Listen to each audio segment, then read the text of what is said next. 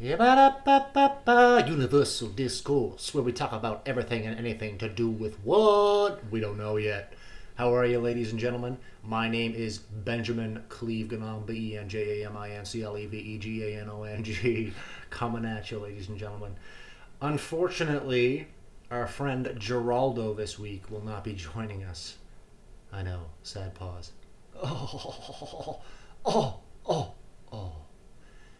Instead, I decided to bring on a friend of mine, a guest. Her name is Alicia Shaw. Hello, Alicia Shaw. Tell us a little bit something about yourself. Hello, Universal Discourse here. My name is Alicia Shaw, and I am 26 years old. I like long nature walks in the park. I like to look at flowers as I'm walking, but if it's wintertime, I just slip on the ice. That's fair. Yeah. It's quick. It hurts sometimes, but you gotta do it sometimes, though. Have you actually fallen on the ice before, though? Oh, yeah, I did. You? I did. When? This was like, man, it was the first time ever I got the wind knocked right out of me. I was in a grocery store parking lot, and I fell backwards, and I couldn't breathe, and I'm like, what do I do? And how did you breathe? Yeah. Yeah. So anyway, but I go to university doing a double major, doing criminology and sociology. Yeah, pretty smart. What do you want to do with it? Well, I'm not sure yet. I'm pretty open. I always thought I wanted to be a police officer, but then I just don't want to be that anymore, so I'm probably gonna... If you become a police officer, you could say, Canada's finest just got a whole lot finer. Oh, Guaranteed. I got that off of Brooklyn Nine-Nine, so I can't really take credit for that. Oh, dear. Oh, dear. You'd be a badass police officer, I think. I would. I think I'd do good, but it's just like, I don't know, just can't do it right now. Maybe when I'm 30 or 40. That's fair. Yeah. I'm not mean enough to be a police officer. Not that you have to be mean. Yeah. I guess I don't know. I just would not be able to. Gotta be authoritative. Yeah, authoritative. Yeah. Authoritative. I don't know if I'm intimidating enough to be a police officer. I mean, I can stare with the best of them. But other than my staring abilities, I don't know if I'm that intimidating. Yeah. I think I have these preconceived notions of what a police officer embodies as a person. Yeah. And I don't think that they're entirely truthful. No. And that's why I don't want to be one anymore. That's just it. I can imagine on a daily basis, you're dealing with a lot of negativity. You're dealing with a lot of criminals. And generally, the people that you're going to arrest or the people that you're dealing with don't always have the greatest fondness for you. Because I would not want to be someone who's on the highway pulling people over constantly, giving them tickets for speeding, and I heard that's like the most dangerous part of the job, because when you stop somebody on the side of the highway, you don't know what's going to happen, right? Like, they could have a gun, they could have drugs in the car, they could be whatever, and I like, at least if you get a phone call saying, that you're going to a domestic disturbance or something, you have a little bit of an inclination like what you're going into, but like, when you stop somebody on the middle of the highway, you don't know anything. No, you have no idea. Yeah. My dad used to be a pilot, and he used to fly in these little Cessnas, I guess, prop airplanes with a propeller. Yeah. And they used to circle around Mactaquac. Mm-hmm. And there used to be a stop sign in and around that area, right close to the dam in Mactaquac.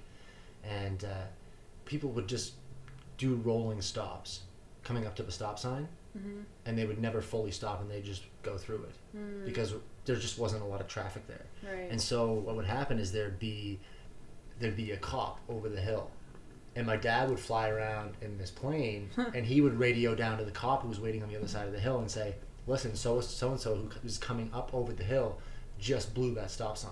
Wow. And then the police officer would pull them over. It was really dirty. Wow. And so they were just raking in the dough there. Man, your dad should have got paid for that. I think he did. That's so cool. Yeah, That's right? awesome. It is dirty, though. Oh, yeah. He said he felt like a certain level of guilt because people would come up over that hill. Yeah. And there would be a police car there, flash their lights, pull them over, and be like, how the fuck did you see me? How did you see me roll through that stop sign. Anyways, what ended up happening is that it happened so often that now it's a yield sign. Yeah. So, all right. So, we're gonna get into some serious nitty gritty topics here. One topic, namely, recovery. Alicia Shaw and I are both in recovery. Powerless over tea. Oh God, yeah, that tea, man, it'll get you. Oh. Like, have you ever burnt your hand with one of those bags, those tea bags? Tea bags. No, actually. No, it's not a dangerous yet. game. Yeah. So Alicia and I are both in recovery from addiction. Both of us, our main addiction was alcohol. My main one was definitely alcohol. A friend of mine, after he got into recovery, he began running a lot. And he told me that not a lot of people, but a few of his friends said, oh, well, you just replaced one addiction with another, because he was running for multiple hours a day. And we had this conversation in his truck one time, and he seemed a little bit worked up by it, which is understandable. It can seem like someone's attacking you when they're saying, oh, well, you just replaced one addiction for another, as if you've done something wrong by replacing an overconsumption of alcohol with running, which sounded ludicrous to me. So I was interested to hear what his argument would be as to why running would not be an addiction for him. And he just said that addiction unto itself is using a substance or engaging in a behavior repeatedly because it has a short-term benefit to you, but in the long term it ends up slowly taking everything from you. So in the long term it's destructive, where in the short term you use it to get away from stress, from a wide variety of things: anxiety, depression, feelings generally. Addicts just don't really like to feel emotions. Can you relate to that, Alicia? Do you like to feel? Are you a feely kind of person? No, I hear what you're saying for sure. Yeah, addiction it's a broad topic. I mean, I remember my second rehab. I went to Ridgewood, and the first day the instructor there, she wrote addiction on the board, and she kind of made it funny. She's like, my name is Anya, and she was from this third world country. She really wasn't, but she sound was like a robot. Yeah, a bit. Nice. Yeah, and she was just saying, like, I know nothing about addiction, and guys, tell me about addiction. So we just threw a bunch of words up, and I know nothing. I don't even remember, like, what the words were, but I remember something happened in Ridgewood where she told me something, and it made so much sense. Like, she said, drugs and alcohol saved your life. And I'm like, what are you talking about? And she was like, because if it wasn't for drugs and alcohol, like, you would have probably killed yourself, or you would have died, because I used drugs and alcohol to cope with how I was feeling. And, you know, I should have used, obviously, healthier coping mechanisms, but at the time, that was all I knew, and then you just start getting addicted to that, and you just can't, it's hard to stop it. So that was really interesting, and it, not to excuse my, like, behavior of drugs and alcohol, but it was really kind of an enlightening moment where I was like, yeah, like, drugs and alcohol had a purpose in my life for a period of time. For me, it was really what I lived for. Just to wrap up the story about my friend, so what he ended up saying after he explained what addiction was to him, like after he told me what his definition of addiction was, or he said that his running had only long-term benefits and short-term benefits. So by him engaging in this running, he was doing it every day, but it was making him a better father, a better friend. It was allowing him to show up for things when otherwise he would have shied away from them, or he would have let fear get the best of him. And he allowed it to strengthen him in a wide variety of ways. And so he said, and thus it is not an addiction, because it just makes my life better. Well, do you think that some addiction could be positive, though? There could be some positive addiction. There could, but I wouldn't categorize it as addiction. Yeah. Just I just wouldn't, having addiction under that scope or that definition, I just wouldn't categorize that behavior as addiction, I guess. It's just healthy behavior. Yeah, it's just a healthy behavior. Yeah. Like for me myself, I have an obsessive mind, and since the obsession with alcohol left me, I will now get obsessed with other things. But some of the things that I'm getting obsessed with are in fact aiding my life in a positive way. For example, you don't have to use the word obsession for it. You could say that you're just passionate about it, or you're committed to something. You don't necessarily have to say that you're obsessed with it, because a lot of times people will create negative connotations behind the word obsession. Usually when someone said, oh, you're obsessed with that, it's not usually used in a positive manner. So you could also use dedicated or passionate about it or committed. And so I became very much committed to yoga and to exercise myself along with my friend. And I've found that that's been very beneficial. But it's a good point that you brought up. In terms of negative addictions, do you have any addictions now that you would label as negative, like, or as an addiction? So I guess I'm trying to stop smoking cigarettes, so that's probably pretty negative. Actually. Yeah, that's a good one. I didn't even think of that. Yeah. I was like scaling my mind to try to figure out, okay, what is Alicia addicted to? Yeah. Because I was just consumed with my own experience and what I'm addicted to. But yeah, cigarettes is a tough one from what I hear. I didn't know how addictive it was until I like tried stopping, and really like all I can describe it as is like, nicotine is a drug. It's literally a drug. It might not, make you do stupid things or feel loopy in the head or whatever, but it consumes your life. Like, gives you a rush, doesn't it? Like a head rush sort of thing? Yeah, it can. But that dissipates over time, right? Yeah, yeah. So when you're craving a cigarette and then you go outside, you grab that cigarette from a friend, you light it up, what kind of a release is it? Like, what does it feel like? Most times it just like, it feels like it calms me down, but research shows that it actually like doesn't calm you down. It like it raises your blood pressure and stuff, so there's no way that it actually calms you down. But I know a lot of people, and myself too, I kind of use it as that escape and that 5-minute break. Like, it's that time that I can get away from everything and everybody if I can or need to. So it probably does have some qualities of relaxation though. Yeah. Because the act unto itself of grabbing the cigarette and lighting it up probably has a response, like it triggers a response in your brain, like a relaxation response, because it's something familiar. It's a habit that you're used to, and you can kind of just focus on that for a little bit, like. Almost like meditation. Yeah, well, sure. Anything can be meditative if you're focusing on it in a certain way. I do know with cigarettes, though, like they say something to help you quit, because what happens when you smoke a cigarette is you're taking deep breaths, right? So that is relaxing in itself. So someone who's trying to quit smoking, they should just do breathing exercises, because that's basically what you do when you smoke a cigarette, except you're inhaling all the bad stuff, too. Right. Yeah. A friend of mine that I work with just mentioned that she feels like she's losing a piece of her identity when she's getting rid of the cigarettes, which I could totally relate to with alcohol, because all of my social life, so many things were just revolved around alcohol, and the comfort of knowing that I could reach out for that, and it was always to be there. And there were so many, like, even the act of going to the liquor store and knowing that I was going to get alcohol had a high associated with it. So there's all these habits that we get into. I was reading this book recently.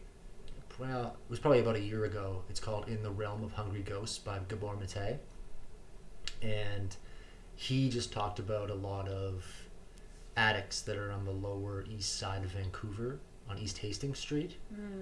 A lot of them are addicted to the whole process of, as an example, getting heroin and lighting the spoon, and then inserting it into a syringe, and then putting it in the vein, there's just as much of a high associated with that ritual as there is injecting it into your arm. And I thought that was so interesting because you can kind of tie it into any kind of addiction that you have. I know even for me, when I know you mentioned that you were addicted to cigarettes, I am addicted to coffee. I was going to try to get it out, but I am addicted to coffee. And there's a certain comfort in just having that cup in your hand, or just smelling the aroma of coffee going into your nose, which is extremely comforting. Right now I'm having coffee. Get into my belly, you caffeinated bastard. Oh! Do you listen to the Joe Rogan podcast? No, I haven't. Well, he does that whenever he laughs. He goes, and then he goes, kind of breathes in or something like that after he laughs. Oh, really? Some people's laughs kind of annoy me. Ladies and gentlemen, does my laugh annoy you? But I like Joe Rogan's laugh. Yeah. It's really random. I'm addicted to Joe Rogan's laugh. I'll have to listen to it sometime. It's pretty soothing. Yeah. Does he do good podcasts? Great. Yeah, really good. Yeah, because I've been trying to like download some podcasts, and I get this one. I listened to like half of it. It's like a recovery one, but it's like, I don't know. It seems like they just do a bunch of advertisements in the first 20 minutes, and I'm like, man, I want to listen to people's stories. Like, I don't want to hear advertisements. All right, so at the beginning of a Joe Rogan podcast, there's like 8 minutes of advertisements. Oh, really? But you just so that's know normal. that. Yeah. Okay. But you just know that, and you just, as a rule of thumb, I fast forward it to about 6-7 minutes, and then it goes right into the interview. Thank God Universal Discourse don't have advertisements like that. Well, we've had plenty of offers. Yeah. We've had plenty of offers as advertisements. Reek laundry detergent. That was it. Yes, I heard that advertisement on your last podcast. Oh, it's actually unreal. Like, you never know what you're going to smell like. Man. I bought a batch the other day, and I smelled like old poop after a snowstorm. It turns gray. I wish I could have. I would have licked you. Oh, man. Well, you did. Remember? Yes, I remember. Oh, you were like, oh, and I was like, oh, great poop. Oh, man. Whoa, that got out of hand, folks. Reek. So, if you are looking to endorse this podcast, we are definitely open to more endorsements. Although Reek does pay us $3 to $4 billion a week. That number's not realistic. $300 to $400 a week. So, get at me. Top that. Oh, yeah. All right, so, just getting back to addiction. Alicia Shaw. No. I didn't prep you before this, so I'm just going to dive into this and see where you go with it. Yeah. All right. Tell us about, I don't know if you've ever actually told me this, but tell us about your rock bottom moment. What was that point where you were like, okay, I really need to get into recovery, or else, because this is getting out of hand? You can tell our audience what happened and how you felt. Yeah, so, man, I tried recovery for a long time. Like, I actually just found this out, my actual date, that when I was in high school, it was 2008, so I would have been in grade 10. I went to my guidance counselor and I was like, I need help. Grade 10, yeah. That is badass. Yeah. Good for you. And I got my first addictions counselor, and so that's when I first reached out and knew that I needed help. But When did you first take a drink? I was 12. Holy shit. Yeah, yeah. But I wouldn't say I was addictively using or drinking for the first 3 or 4 years. I always say I started experimenting very, very early. So, but it just kept progressing, and near the end of it, I went to, it slowly just kind of dissipated, but I had a couple different rock bottoms, but it didn't really teach me anything. I just kept on going, but it's like something had to happen inside of me where it was like, Alicia, you really need to stop. And so it went from using or drinking every day, and then it went to once every couple weeks, then once a month, and finally I have my daughter.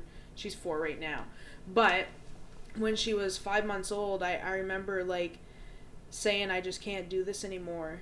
I can't live my life being a mom addicted. Did you feel guilt at all? Oh yeah. Okay. She'd be like sleeping in her crib, and I'd be watching her, and I'd just be using like the whole night, and you Brave of know, you to say. yeah, and like I wasn't alone with her. My parents and stuff were there, so no worries on that end. Um, You also had a donkey named Susan to watch yes. over her during the evenings, didn't you? Man, the donkey was so good. Yeah, changed her diaper and everything for me. What noise did the donkey make when something was going awry? Yeehaw! Oh, Yeehaw! And then, that was beautiful. I wish that was my alarm clock. yeah, well, I can record it for you. Indeed. But anyways, I guess like I didn't like I said, I didn't want to live that way anymore, and I just really reached out for help, and I still struggled a little bit, had a couple relapses, but I just knew I had to get better. So it was really this just something that had to like click inside of me, and it had to be my decision. Like for so many years, people would tell me things, but it really has to come from this deep place of wanting to get better. That's just it. That's what's so scary about addiction, is that you have to want it. Yeah. I remember thinking, I need someone to grab me, lock me up in a padded room, throw away the key, and feed me for a while until I can want this. Mm-hmm. That's what was so scary, is that I couldn't trust my own mind. I didn't know when I was going to finally want it. I was like, what is it going to take for me to be afraid enough of staying in this same hell of a behavior and to want to get better? Like, what's it going to take for me to finally go into the unknown? Because I'd gotten so used to drinking, to living for the drink. So when I put the bottle down, I didn't understand how I was going to live or what I would be motivated by to get up on a daily basis and to do my best. Because I really didn't have any plan. I didn't know how to live. I thought everybody else had this manual on how to live life, and Danganron just didn't receive it. Mine was like, go to school, work, make it look like you have your shit together, make it look like you want something or you're moving towards something, and then on the weekends you can go and escape and get obliterated and leave your own mind, just because I hated myself so much.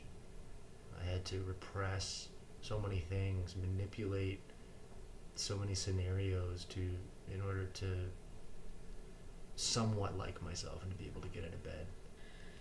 We hear this a lot too in recovery, like, we lived that way for so long, and honestly, like, it's hard to have like grace for ourselves. Like, you were talking about how you hated yourself. Well, that's gonna keep taking time and progress. Like, I'll talk about me for a few minutes, like, to like love myself, you know what I mean? To take care of myself, because I did it for so long. So it's like a new way of living, honestly, like when you have to change that around, and but it's a pretty good nice freedom, It is. when you do that. I find that there's these tracks that are etched into my mind, these self-loathing, self-destructive, there were these self-fulfilling prophecies. Yes. That so I'd end up creating these scenarios in my mind where things would go wrong, and then I'd end up creating it in reality. So I was so used to just hating myself for continuing to go back to a behavior that was destroying my life. And now, being in recovery, I have to make sure that I keep the wheels out of those tracks that have been etched into my mind. And I keep moving towards finding a solution rather than going back to the old behavior. So I'll just talk about my rock bottom. What was my rock bottom? What did that look like? So I was out west. I was living with a girlfriend of mine at the time, and things spiraled out of control. I had 9 months of recovery in Calgary, and then was sitting in the middle of a mall in downtown Calgary, and I had just decided, something clicked in my brain that told me that I was going to go out and drink again, and there was nothing that I could do to stop it. You had 9 months in? Yeah. Wow. Yeah. 8 months, 17 days. Okay. Yeah, I like to exaggerate.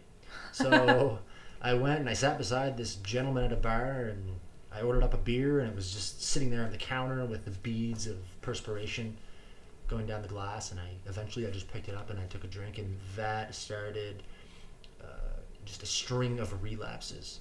Sometimes it was every day, sometimes it was every week. I'd white knuckle for a while and then end up going out again. So my life became such a mess, and I became such a destructive boyfriend that I had to come home.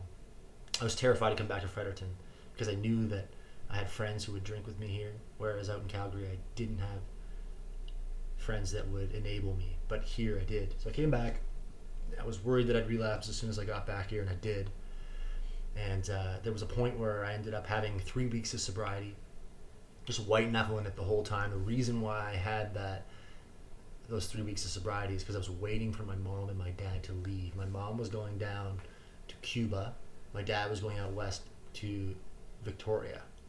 And as soon as they left, I walked down the street. I had hit a quart into the snowbank, pulled the quart out of the snowbank, went back to my house, mixed it with Coke, and that started this 5-day bender. And all these days just bled together. I don't remember what happened on what specific days. I just know that I got myself in a whole lot of trouble. I ended up going to Murray Avenue in Fredericton, looking looking for a friend of mine who I thought would drink alcoholically with me and make me feel normal. Like I know all about that. Oh yeah. So I got to this apartment building. I didn't know what apartment he lived in. I just Googled his name and found that he lived at this address, which is kind of sketchy. That's crazy. So I went, and it turned out that he was there. Wow. So I go into this apartment building, and there's a door that's ajar on the bottom floor. So I walk down there, go in this apartment, and start talking to this random guy who's in there who I have no idea who he is. He's pale. All the life seems to have been stuck out of him. Seemed to have been it seemed to have snuck out of him. I guess that's what I was going for. Sucked out of him? Sucked out of him. Yes. Holy mother of a newborn sheep, man. I thought this coffee was going to bring clarity. I guess not. So anyways, it looked like all of the life had been sucked out of him. But he also seemed like he was just on edge. Like he was angry about something. Maybe it was me walking randomly into his apartment and started talking to him. Once I reached a certain point, I became obnoxious, rude, because I knew that I was such a failure to myself that I just didn't care about anything. Least of all myself. I had no self-worth whatsoever, and in turn, I just didn't care about anything outside of myself either. So I was talking to this guy, and he starts knocking on the table for some reason, and so I start mocking him and knocking on the table back. And before I know it, he's right on top of me, grabbing my shirt, just putting his fist into my face, punches me probably 5 times. A friend of mine was with me, and he pulled this guy off of me, and I staggered out of the building, and anyways, made my way back to my mom's house. And 3 out of those 5 nights I was in the drunk tank. And there was an older gentleman who watched over the cells, and I remember him coming by and looking at me and saying, "You having a rough go there, man?" And I was like, I just said yeah, and kind of hung my head. I was so, I drank to get away from my emotions. So I was so shut off that I couldn't even cry when he came down and said that to me. And he said it in such a kind and compassionate and empathetic way that it resonates to me to this day. And anyways, finally, it was the 5th day. It was the 3rd time that I was in the drunk tank. Went home. I was laying in my bed. This might have happened on the 4th day, actually. And all of a sudden, my room's filled with 3 police officers. And I have all these empty bottles of prescription drugs that were on my table. And I didn't take them. They were just there. They've been there for maybe a year or 2 of taking prescription medication. And they thought that I took them all. Oh. So the police start saying, "Did you take these? Did you take these?" And I just woke up. And I'm still intoxicated from the night before. And anyway, the police broke into my house through the back door. They smashed the window, opened up the back door, came down to my bedroom. And they escort me out of my house, and there's 5 squad cars in front of my house. Wow. 5 to get me. Anyway, apparently my mom was worried that I was suicidal. So They took me up to the hospital. I sat in front of the psychiatrist. He's like, "Are you suicidal, boy?" And I was like, well, I thought about it, but I don't really have a plan. Okay. Police drive me down to the drunk tank and put me in there. 5th day, I'm escorted out of the drunk tank, and they take any clothing that you might be able to hang yourself or hurt yourself with. Mm-hmm. So you're kind of shivering in there on the floor. There's no bed, nothing. They gave me my sweater back, this red sweater, and I put my hood up over my head, so I was just so ashamed. Just lifeless. I felt like I was walking around. I was viewing myself from a third-person perspective because I was a slave to alcohol. I felt like almost like demonic possession of sorts. Like I could see myself doing all these irrational, horrible behaviors, yet I was powerless to stop it. And the worse it got, the more I felt like I was someone else. And I was watching this nightmare happen before my eyes. So the police officer said, "Your dad's here to see you." And I was just like, shit. And he had come back from Victoria, and thank God he did. And I got into the car with my dad, and he just looked at me, and I looked at him, and I said, "I can't do this anymore." And I just broke down crying. And then for the next week, my dad just sort of escorted me around to meetings, to anything that might help me, because I just had no will to live. I got to that point where I wanted to die, but because I didn't know how to live. But I didn't want to commit suicide. So finally I was willing to try something different than what I had always tried to do, which was my own plan. Which was obviously not a good plan. No. Terrible plan. So that was kind of my rock bottom moment. Finally, when I got into recovery. Before, I was doing the minimal amount of work to stay sober, and which meant that I ended up getting so anxious that I'd feel like vomiting a lot of the time, and that's what brought me to another drink, because I was doing no self-care whatsoever. It's rough. Yeah, just living with an untreated mind without any kind of recovery. So they call that a dry drunk. Oh yeah. Oh yeah. Got some of those around still. Oh, you know it, man. Oh boy. Some people, I'm like, how do you stay sober? Looks like you want to kill Santa Claus. So anyway, that was my rock bottom moment, and what truly got me into recovery. Recovery looks a little bit different for everybody. There's 12-step groups, things like that. Alicia and I are involved in 12-step groups. Yeah. But what's your view on that? Alicia, are you totally... Like, do you believe it's 12-step groups and that's it? Or are you willing to kind of take a broad, open-minded perspective on recovery? Do you want it all? Like, how do you view it?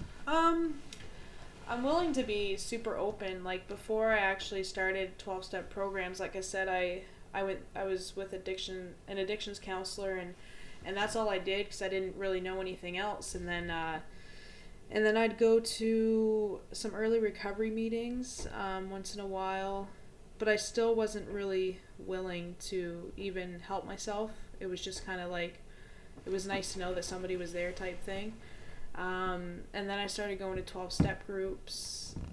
Then I stopped going to 12-step groups, and I went to a different 12-step group. And you know, at one point I got into the mind frame, you know, I'm just going to go to this 12-step group and I don't need anything else. But just lately in my recovery, like, it's like, yeah, I want to broaden that again. Like, I want to start going to early recovery meetings.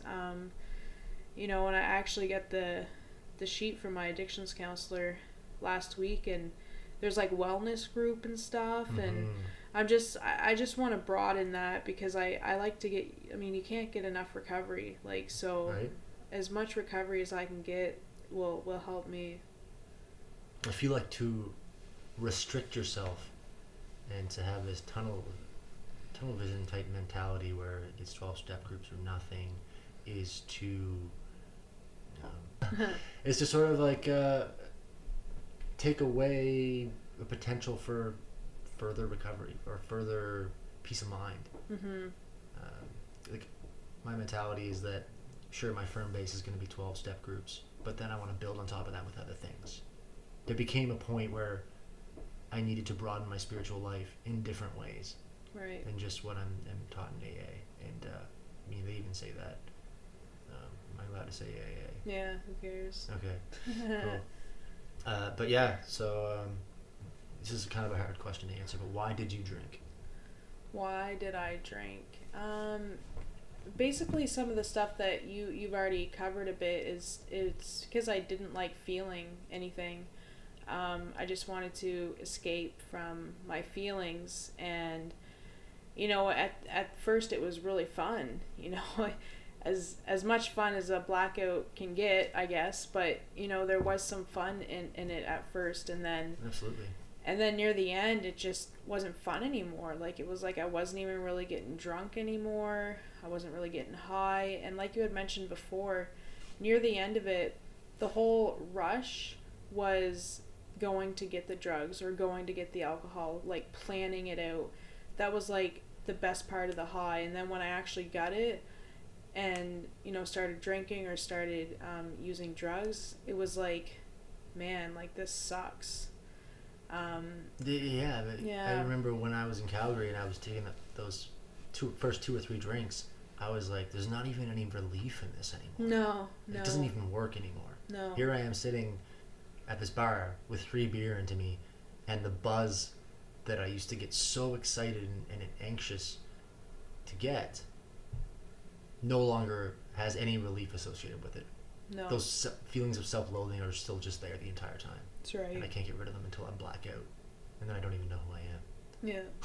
Yeah. Sounds fun, which eh? is not so cool. Yeah. Oh gosh, one time a police officer pulled me over, and for some reason I can remember what happened, but I was not in a cognitive state to be able to even remember my own name.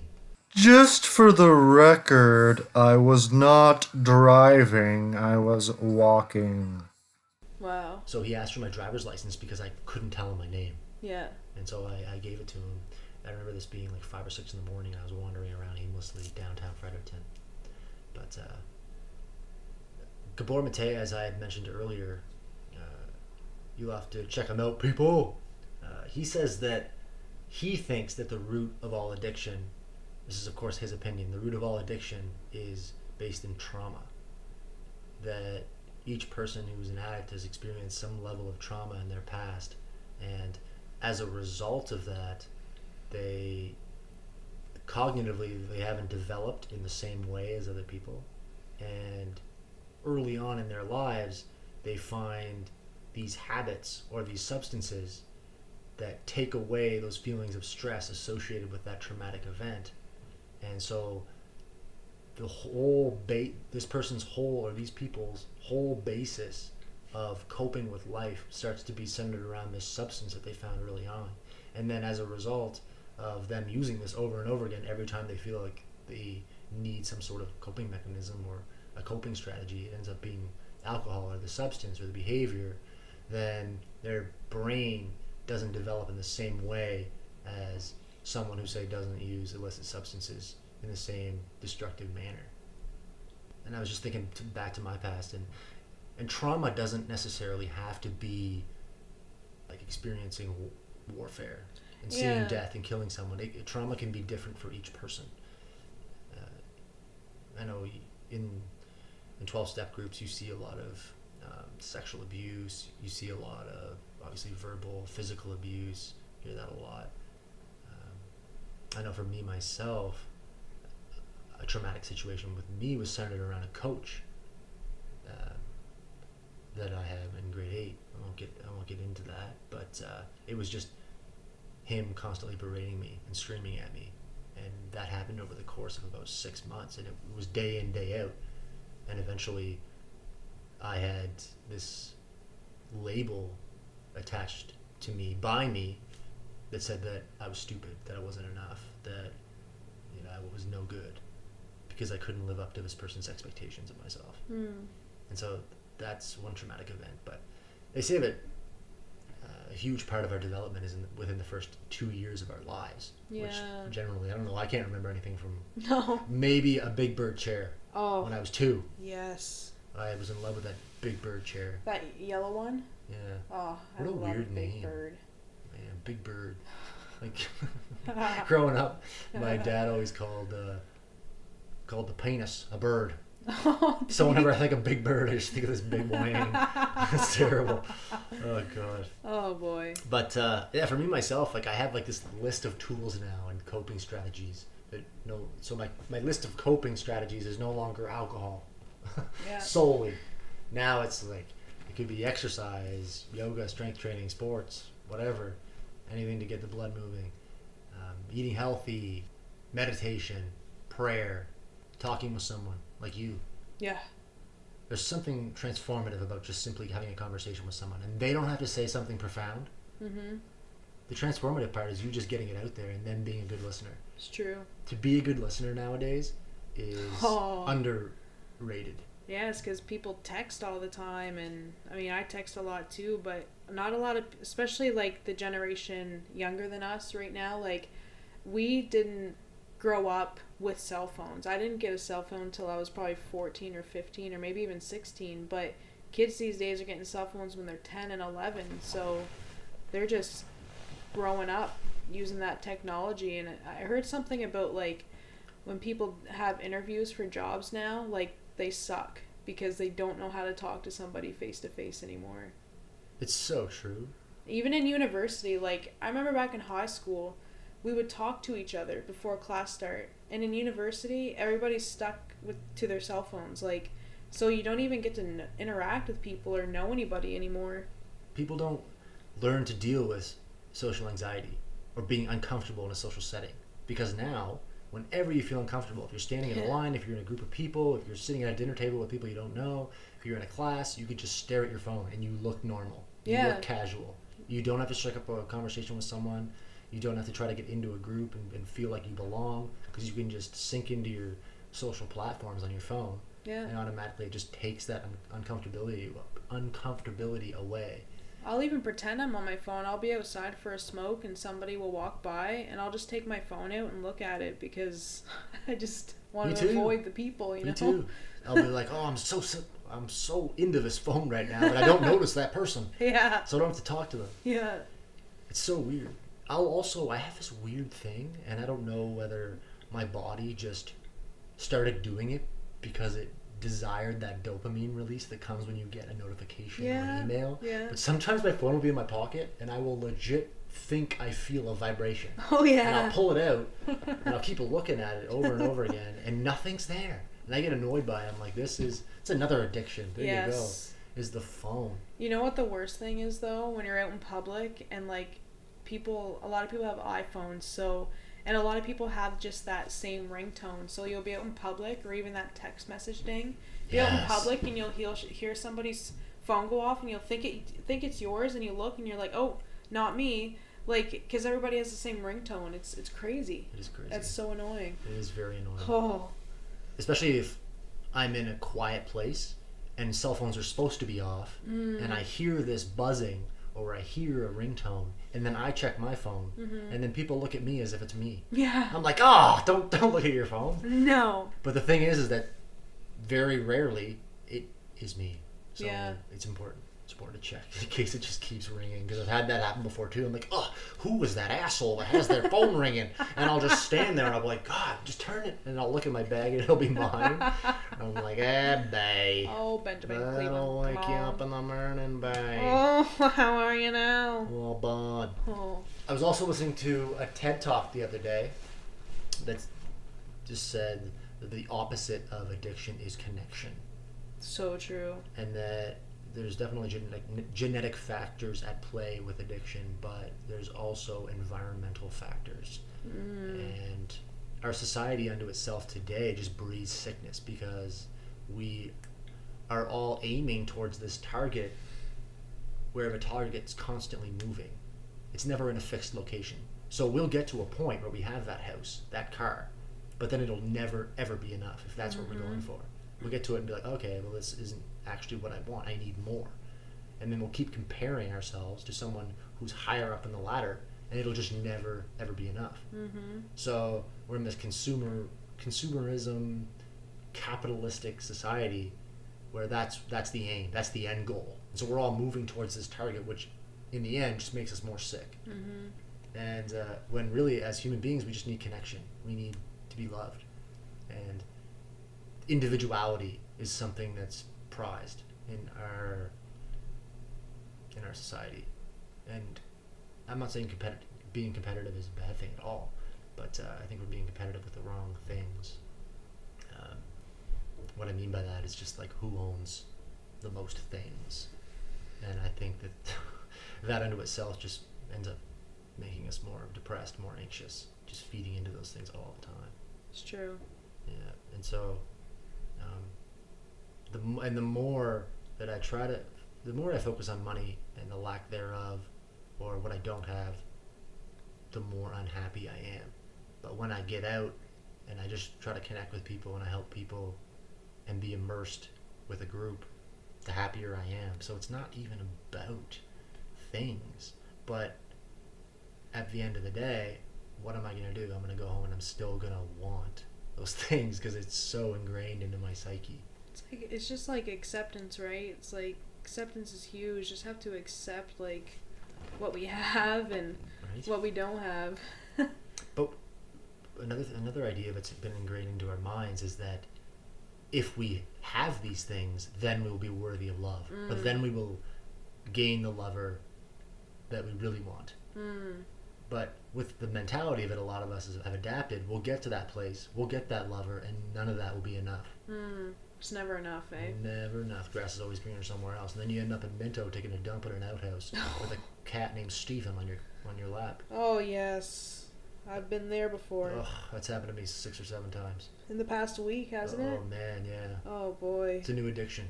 I don't know how Stephen always ends up in that same outhouse, but Isn't it crazy? yeah, There must be more than one Steven though. maybe. I think everyone in Minto names their cat Stephen. Yeah. They're all just drunk all the time in Minto.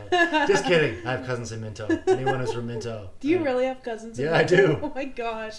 I thought you just would always say that. No, You have my cousins. grandmother's from there. Well, not from there. She married a man who was from Minto. Minto. Yes. But, Minnow. and Stephen. He's a bad influence too. Bad cat. Oh yeah. Bad cat. Yeah.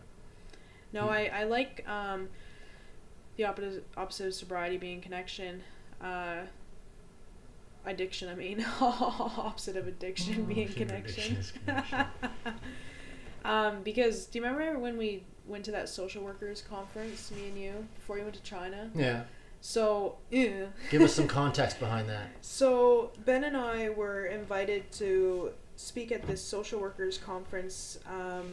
It was about kind of like, we just pretty open to what we could share, mainly about our recovery and our time, I guess, in addiction services and how it's worked for us or how it hasn't worked. And I'm just connecting this now, but something I said, I had this addictions counselor for like 7 years, and I said this at the conference, that I don't even remember barely anything we talked about, but just that connection with her was all that I needed. And you know, and I just relate that now back to connection. Like, you know, that's all anybody ever really wants, and especially like alcoholics and people who are addicted to anything, they just want that connection with somebody.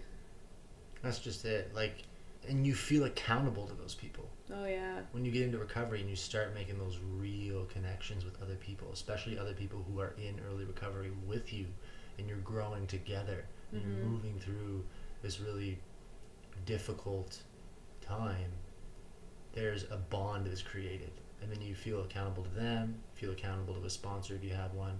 Like, I know you and I have a really good bond as well, which is pretty cool. So cool. Yeah, so that's a good point that you brought up. The conference was very interesting. Yeah. It's so, like, it's weird that there was, like, I don't know how many people were there, 50, 100? Yeah. Something like that. It's weird how I can stand up in front of that many people and talk about my recovery and be confident with it. I didn't really stress too much about that just because I know my own story. I know what works, what doesn't work for me. Yeah.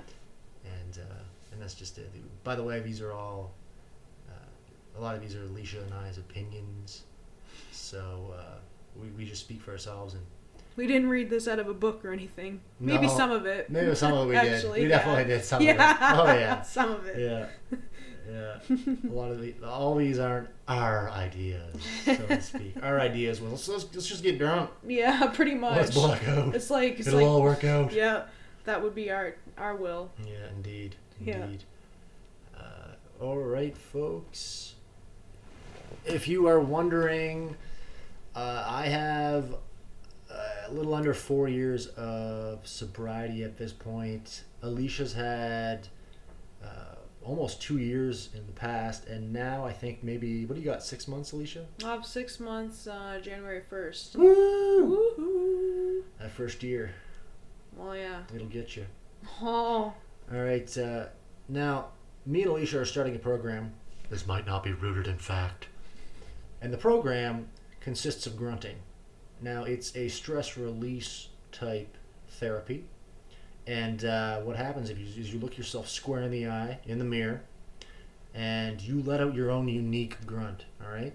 So you envision yourself bottling up all those emotions, all those resentments, all those stressors, all right? You look yourself square in the eye, and you let out your own unique grunt. This is in my toolbox of recovery, too. Oh, it works every time. Oh, yeah. It's number one for me. Yeah. Now, Alicia, give us your grunt.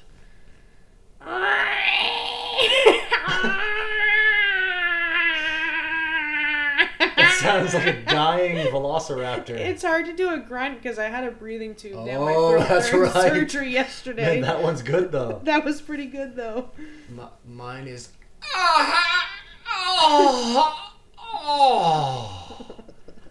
Man, I feel totally clean. Isn't Cleansed. You can't even talk there, Cleansed. Cleveland. Oh, it's out of control. Out of control. Oh, yeah. Not enough coffee. No, I just can't stop staring at that Santa beating off. He wants it. Oh, he does. All right, ladies and gentlemen, this is Universal Discourse signing off. I'd like to send a special thank you to my guest, Alicia Shaw. Alicia Shaw, any closing remarks? Man, I love this podcast. Like, keep doing this. I'd be happy to be on the show again. Anytime. Your friend Geraldo can't make it, call me up, man. I'm all over this. Sounds hairy. All right, ladies and gentlemen, this is Universal Discourse. Universal Discourse, where we talk about everything and anything to do with Donald Trump's hair. Signing off. You stay gold, pony boy.